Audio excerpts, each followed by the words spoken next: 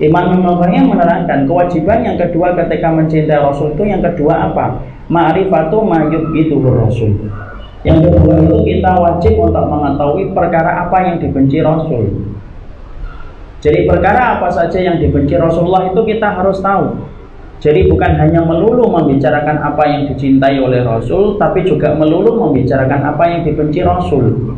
Karena cinta tidak melulu membicarakan tentang apa yang dicintai oleh pujaan hati kita, tapi cinta itu membicarakan pula tentang sesuatu yang dibenci oleh pujaan hati kita. Karena apa? Rasulullah tetap manusia biasa dan dia punya cinta dan dia punya rasa benci. Dan perkara yang dibenci Rasulullah itu apa? Dan ini merupakan kewajiban yang harus kita tunaikan pula seiring dengan kewajiban kita yang pertama. Karena kalau kemudian kita hanya melaksanakan dan menunaikan kewajiban yang pertama, maka sesungguhnya kita akan timpang. Tapi kita akan diiringi dengan yang kedua. Yang kedua itu kita harus melaksanakan, kita harus mengetahui yang membuat Rasulullah itu murka, yang membuat Rasulullah itu benci, yang membuat Rasulullah itu marah itu apa. Karena kita harus mengetahuinya supaya kita tidak sampai terperosok pada perbuatan itu tanpa kita sadari ketika tidak paham. Karena perkara yang dibenci Rasul itu banyak. Dan cinta tidak melulu membicarakan apa yang dicinta pujaan hati, tapi cinta itu juga melulu membicarakan apa yang dibenci oleh pujaan hati kita, supaya kita tidak menerjang apa yang dibenci olehnya dan tidak rusak cinta kita dengan perkara yang menjadikan kita dibenci oleh orang yang kita cintai disebabkan kita melanggar apa yang dia benci. Dan ternyata Rasulullah itu membenci banyak hal dalam kehidupan itu. Ada perkara yang dibenci Rasul, ada yang dibenci Rasul, ada yang sampai Rasulullah marah, ada yang membuat Rasulullah marah, ada yang membuat Rasulullah murka. Itu penting untuk kita ketahui supaya kita tidak menjadi tipe manusia di satu sisi melakukan perkara yang disenangi Rasul, tapi di satu sisi melakukan perkara yang dibenci Rasul. Karena kita sama saja mengundang kemarahan. Dan kita harus sampaikan, mengetahui perkara yang dibenci Rasul itu jauh lebih berat daripada mengetahui apa yang dicintai Rasul. Kenapa? Karena kalau sudah bicara membenci itu kekuatannya lebih Pak daripada mencinta. Makanya kalau lihat, perhatikan sinetron. Sinetron itu kalau protagonis mainnya santai, senyum, tebar pesona. Itu kalau protagonis. Tapi kalau antagonis, Masya Allah, dari episode pertama sampai episode terakhir itu marah-marah saja. Karena memang dibutuhkan emosi kalau sudah kemudian membenci. Maka sama, ternyata membenci pun ada, diletakkan dalam porsi yang ada di dalam agama ini itu membenci. Dan yang kita benci bukan apa yang kita benci dengan nafsu, tapi membenci dengan apa yang dibenci oleh Rasul. Makanya kita tidak mungkin membenci kalau kita tidak tahu apa yang dibenci Rasul. Kita tidak mungkin marah kalau kita tidak tahu apa yang membuat Rasulullah marah. Dan kalau kita sampai tidak mengetahui ini, timpang Pak. Bisa jadi kita rutin melakukan perkara yang Allah cintai, tapi di satu sisi yang lainnya kita rajin melakukan perkara yang dibenci dan dimurkai oleh Rasul. Dan itu menjadikan cinta kita termodal. Contoh yang paling gampang gini, analoginya, kias aulanya. Suami istri misalkan, suaminya itu ketika baru menikah 1 hari dengan istrinya, mengalir dialog di antara berdua.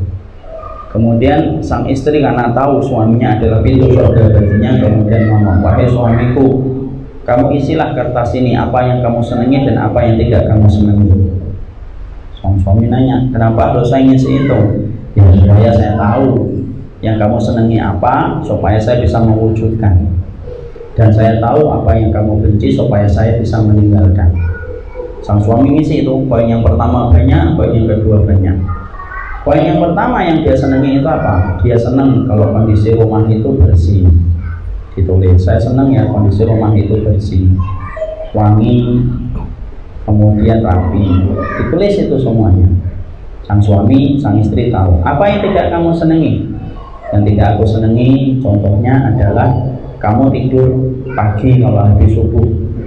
Sampai aku pergi ke kantor tidak pernah kamu temani ketika aku naik ke mobil pergi dan menyusuri jalan untuk mencari rezeki.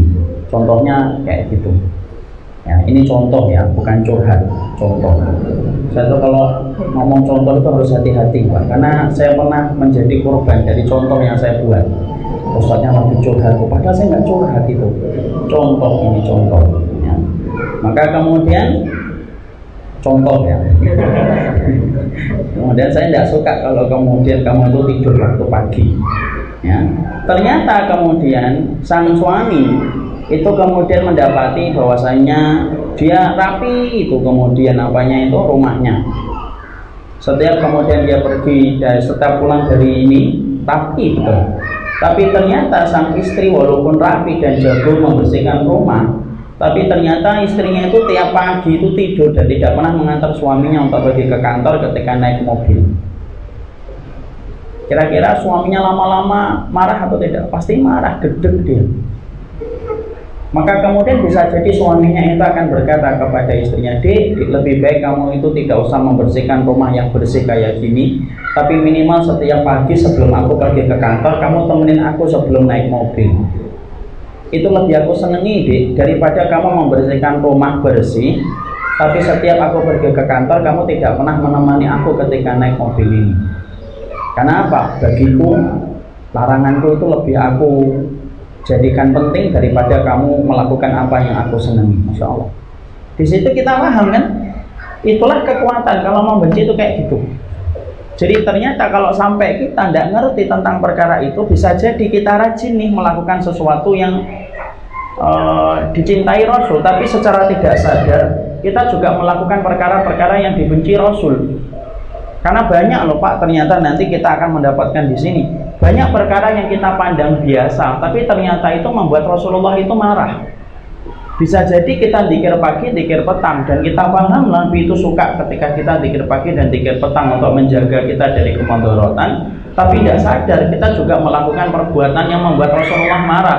Dan itulah yang kita khawatirkan menodai perjalanan kita ketika mencintai Rasul.